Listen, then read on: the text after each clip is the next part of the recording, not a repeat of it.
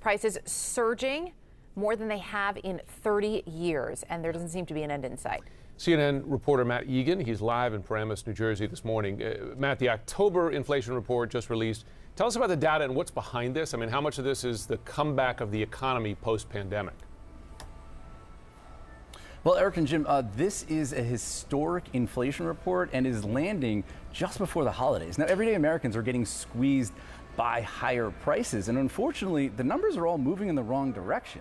Consumer prices were up by 6.2% in October from the year before. Not only is that an acceleration from the elevated levels during the summer, it is the highest gain in 1 month since November of 1990. Now, month over month, prices were up by 0.9%. That is more than double the rate in September. And no, this is not just about gas prices. If you strip out food and energy, core prices were up by the most since August of 1991. Now, let me walk you through some of the individual items, particularly electronics, that have gotten more expensive due to surging demand, supply chain issues, and computer chip shortages. Look at computers and smart home assistants up more than 8%, televisions up more than 10%, washers and dryers up nearly 15%. Now, some electronics have actually gotten cheaper. Smartphones in particular, they're 20% cheaper than a year ago. And I should emphasize that these are national prices, not necessarily what you would see in individual stores like the one I'm in right now in Best Buy. Best Buy says that for its perspective, inventories actually look pretty good. That's because they've been working with partners. They've actually been chartering their own ships to bring stuff from overseas. But I have been talking to some shoppers in the last few days, and they do sound kind of frustrated about higher prices. Here's what one of them told me. You know, I'm a bit frustrated that prices are up. I think with so much competition, you would expect them to be lower. So it's quite frustrating with all the money being funneled into free money into the economy, just causing inflation and everything. So, you know, with that comes higher pay raises for my employees and higher operating business expenses for my business. So it is quite frustrating, but, you know, it is what it is. Now, for months, we had heard from officials in the White House, the Federal Reserve, and experts on Wall Street that inflation was just going to be a temporary thing. But there's a growing sense that inflation is not going away anytime soon, that prices are probably not going to fall back to earth just yet. And Eric and Jim, you know, unfortunately, the latest numbers suggest that inflation may get worse before it gets better. You're seeing a lot of the effects of the economy coming back post-pandemic. Matt Egan, thanks very much. Look, the other issue that we know so many of you are dealing with, gas prices. These are a major headache, and soon those price hikes could also hit your heating bills. The U.S. Energy Information Administration is warning that this winter, take a look at some of these numbers. Energy bills could rise 15% if you use electricity to heat your home, 50% if you rely on natural gas. If you are heating with oil, 59%, and just over 50% for those using propane. That's a 94% increase. Propane users, you could be in for the biggest blow here. That is going to add up to hundreds of dollars over the heating season, which of course lasts multiple months. Here to discuss, Mark Wolf. He's the executive director for the National Energy Assistance Directors Association. Mark, it's good to have you with us this morning. I know that you have reached out to Congress. You're urging Congress to put some additional funding in the pending social safety net bill to deal with this issue specifically. What are you hearing from Congress?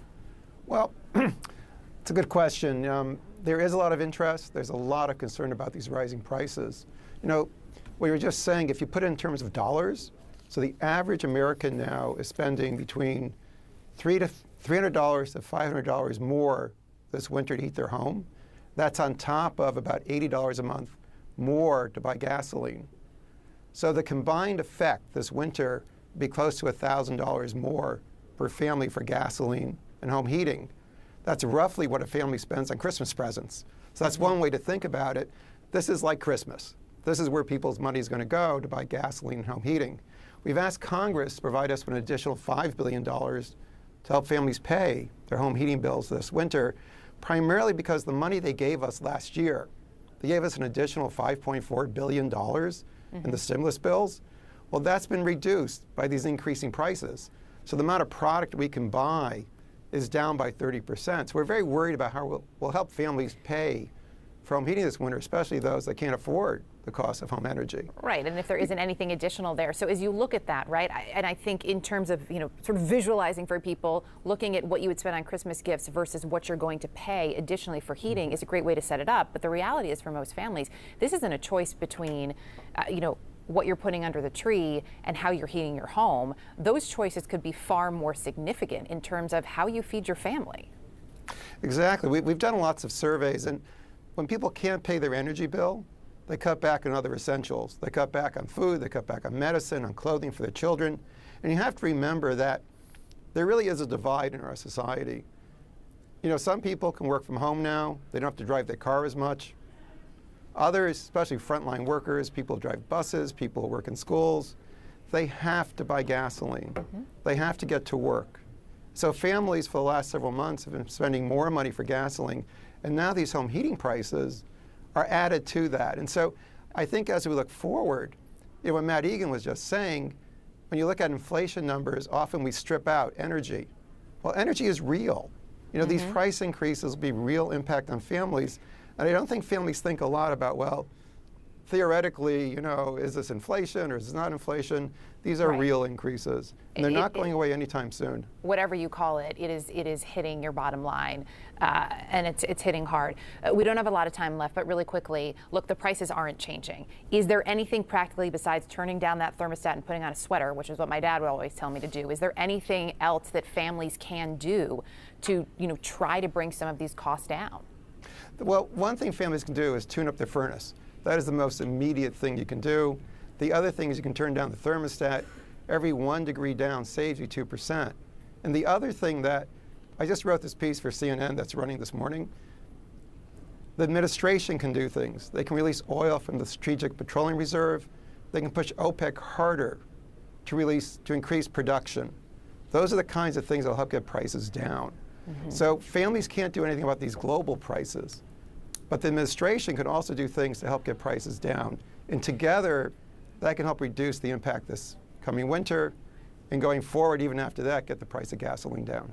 The president already reacting to these numbers. What is he saying this morning, John? What he's saying, Erica, is that inflation is a top priority for him to address. He's touting good news as well as the bad news on inflation. The good news being claims for new unemployment benefits are down, or continue to be down, or way down during the course of his administration. But the price spikes are real. They've persisted through much of the year, and they're going to persist into next year. What he's trying to do with this trip to Baltimore is argue that both in the near term and the long term, he's working on this problem. Near term, the administration's got a supply chain disruption task force to try to smooth out some of those supply chain issues, which will help temper inflation. Longer term, the infrastructure bill that he's going to be touting in Baltimore is designed to expand the productive capacity of the U.S. economy, and that, along with the Build Back Better agenda, which he's trying to pass subsequently in this month or perhaps December, he also argues that it would increase the productive capacity of the country and reduce inflationary pressures over the long term. Now, one challenge he has is that even as he makes that argument about long-term decrease in inflationary pressures, one of the holdout senators who has been resisting the size of the Build Back Better plan, Joe Manchin, put out a tweet this morning saying inflation's getting worse.